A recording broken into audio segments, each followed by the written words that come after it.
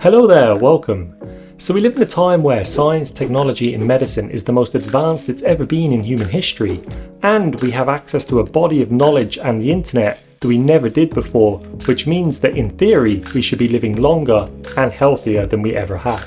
But sadly, only one of these things is true. We are indeed living longer than we ever have, but for many people, including young people, we are living less healthy now than we ever have in human history. I think one of the reasons for this contradiction is that there is such a diverse set of information out there, and it's very hard to know where to start. But even if you did know where to start, often you will come across conflicting views, so it's hard to know which side to trust or what facts are actually true. So in this video I'm going to attempt to simplify things and give you some up-to-date knowledge, as well as some guiding principles that you can use that can point you in the right direction when it comes to your health and well-being. So just for clarity, the content for this video is compiled from various sources, but probably one of the main ones is from the book Outlive by Peter Attia. So I'm going to start with two simple definitions or distinctions that I think it's important to know in the context of this video, but also it should give an insight into the kinds of things that we will be prioritizing in this video. The first distinction is the difference between lifespan and health span. Lifespan is the more simple one, and it's literally how it sounds. It's the amount of time that you spend alive from birth to death. Health span, on the other hand, is talked about a lot less, but arguably it's more important, and that is the amount of time that you spend in your life actually in a healthy, mobile and capable state. In this video we're going to be focusing on the latter one specifically, but in doing so we're also positively affecting the first one. The reason for this priority and focus is that, in my opinion, there's not much point living longer if you spend a large chunk of that extra time in an immobile, unhealthy and even miserable state. The next distinction is between the idea of fast death versus slow death. Throughout most of human history, one of the main reasons that would have led to someone dying would have been within the category of fast death. This basically encapsulates anything sudden, so this could be an acute infection or even a violent encounter. But now in modern times, the vast majority of people will die from what is known as slow death. While death often occurs suddenly, in this case the underlying cause is something that's been taking place over a longer period of time. Peter Attia explains in the book that if you do in fact die from slow death, it will almost certainly be from one of 4 chronic conditions, which he refers to as the 4 Horsemen. These 4 diseases are heart disease, cancer, neurodegenerative diseases such as Alzheimer's or dementia, and type 2 diabetes. Although each of these conditions present different symptoms, surprisingly they all share some common patterns and some common features. They all vary in terms of how relatively easy they are to treat, but one of the common ideas throughout the book is the idea that you should be seeking the prevention rather than the cure. Unfortunately, most people only really take action against these diseases once they've been diagnosed, but the reality is often the biomarkers and other early signs show up months or even years in advance. This leads to the concept of Medicine 3.0, and the main idea here is to screen and treat patients much more early and before their conditions manifest into something irreversible. So based on what we've covered so far, it kind of makes sense to focus on the 4 Horsemen, but rather than focus on each one and try to prevent each one individually, it makes sense to look at the very things that underpin all of them and focus on that. Fortunately or unfortunately, depending on your own personal circumstances, one of the things that underpins all of them is genetics. But obviously there's not too much we can do about this unless we delve into the whole field of epigenetics. Luckily there's something else that we can focus on, and in the book it explains how this one thing underpins and causes all 4 of these chronic conditions, and that is metabolic dysfunction. So very briefly, you've probably heard of the term metabolism, but all metabolism is the process where your body converts your nutrients and food into energy and things that you can use to build, maintain and repair your body. So having a healthy metabolism basically means that your body properly and efficiently creates and utilizes energy. So one of the main molecules that your body breaks food down into and utilizes for energy is glucose. The way things work is that when your body breaks things down into glucose, your blood then carries that glucose to the places that it's needed. But if you have too much glucose, then this can also be a problem. Now there are a few ways your body handles having a blood glucose level that's too high. One of the first ones is that it converts glucose into something called glycogen and stores it in the liver or in your muscles. Next, if those reserves are full, it stores it as subcutaneous fat, which is the outer layer of fat that you often see and associate with chubbiness. Surprisingly, although most people would think that this type of fat isn't particularly flattering and they don't like the look of it, it's relatively harmless from a health perspective. This is because these particular fat cells are specifically designed to store energy as fat for this particular purpose. The real problem arises though when you max out the storage of your subcutaneous fat. Here your body looks for alternative places where it can store this energy, and unfortunately it often stores it as something called visceral fat, which is stored in between your organs and around essential areas of your body.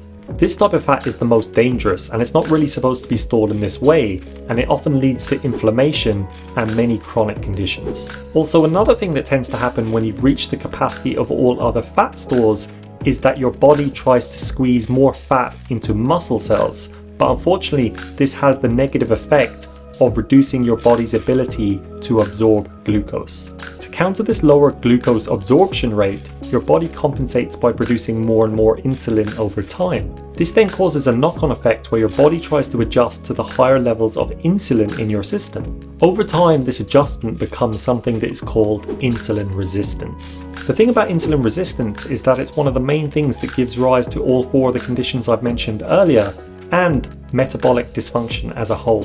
In fact, extreme metabolic dysfunction actually is type 2 diabetes. You qualify or are diagnosed with type 2 diabetes when you reach a certain level of blood sugar and insulin resistance. Also, when your metabolism is dysfunctional, it increases your blood pressure, and over time, this damages the walls of your blood vessels. This then causes plaque to build up around that damaged area, which further can increase your blood pressure, but also can lead to something like a blood clot or a stroke. When it comes to cancer cells actually consume more glucose than normal cells, and they thrive in an environment that has higher levels of insulin. In terms of neurodegenerative diseases, your brain requires a lot of glucose, and when you have higher levels of insulin, it seems to negatively affect the areas of your brain that deals with memory. In fact, some researchers refer to Alzheimer's disease as type 3 diabetes. So if that's a summary of the conditions themselves and the kinds of problems that they can cause, then what are the solutions? So in the book he covers these two in great detail, but here I'm going to be focusing on two of the main ones. The first one is exercise, and when it comes to your health span, this is the number one habit to improve your health. In fact, the positive effects that come from exercising actually outweighs the negative effects from many other damaging or negative activities such as smoking. Obviously, exercise is a wide area, but Peter Attia recommends spending most of your time in what is called Zone 2. This is light to moderate exercise, so it's a little bit more uncomfortable than walking and you have to push yourself to some extent, but it's not quite as intense as full-blown sprinting or doing something else that pushes your limits. He states that doing 2 30-minute sessions per week will drastically improve your health, but he actually recommends, if you can, to do 3 hours in total of Zone 2 exercise per week. More specifically within the exercise space, the single biggest predictor of health span is what is called VO2 max. This is essentially the volume of oxygen that your body can utilize and transport around your body when you're pushing your limits. The thing about VO2 max is that it declines sharply as you age, so taking steps now will pay you back massively over the long run. The second biggest predictor of health span is the combination of strength and muscle mass. I think part of the reason for this is that your muscles are very good at metabolizing glucose, so the more muscle mass you have, the better it is at metabolizing glucose, and therefore it will seem like your overall metabolism will increase. A higher metabolism means you're using more energy, and therefore you have less reason to store that extra energy as fat. A second reason is that increasing your muscle mass increases the size and capacity of those glycogen stores, so you have a better ability to store that energy in your muscles for later use. Another thing to note is that as you get older you tend to lose muscle mass, particularly around the age of 65 where there is a sharp decrease. So the next big thing to focus on is diet, which makes sense because as we've described earlier, if metabolic dysfunction causes a lot of the main chronic conditions that we talked about, then obviously this all comes down to what you're putting in your body, which in turn affects the actual metabolic processes. I'm not going to go into this in painstaking detail, but here are a few points and guidelines that you can follow that should point you in the right direction. The first one is that the template for the standard American diet, which is conveniently abbreviated as SAD, is not a good one to follow. So you should try to avoid processed foods as much as possible. Eating more protein is generally a good way to go. Many American agencies recommend 0.8 grams of protein per kilogram of body weight, but in the book, Peter Attia actually recommends double this, so 1.6 grams of protein per kilogram of body weight. The next one is eating fewer carbs. As I explained earlier, having too much carbs leads to too much glucose, which can eventually lead to visceral fat.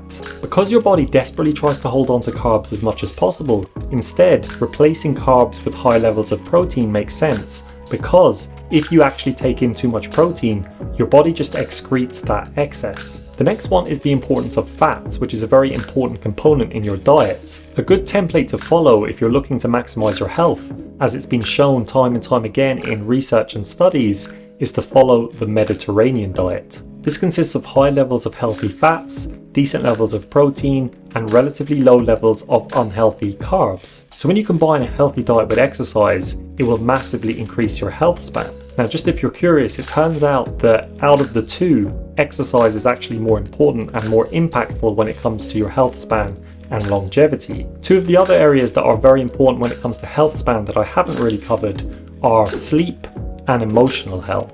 What I find interesting about the book is the particular layout, and in every chapter except the last one, Peter Attia is the doctor and you are the patient. He gives you the latest up-to-date knowledge and research on each of the areas that we've covered and explains what you should do to mitigate, prevent, and treat any of the particular things that we've spoken about. But in the last chapter, he puts himself in the seat of a patient and explains his own journey when it comes to emotional health. This was a nice contrast to the other chapters, but at the same time I found it quite poignant and profound as it shows his own emotional journey and the things that he struggled with over the course of his life.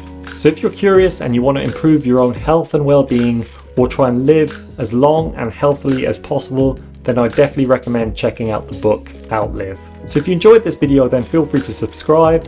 If you have any suggestions or comments, then feel free to leave them below. Otherwise, I will see you in the next one.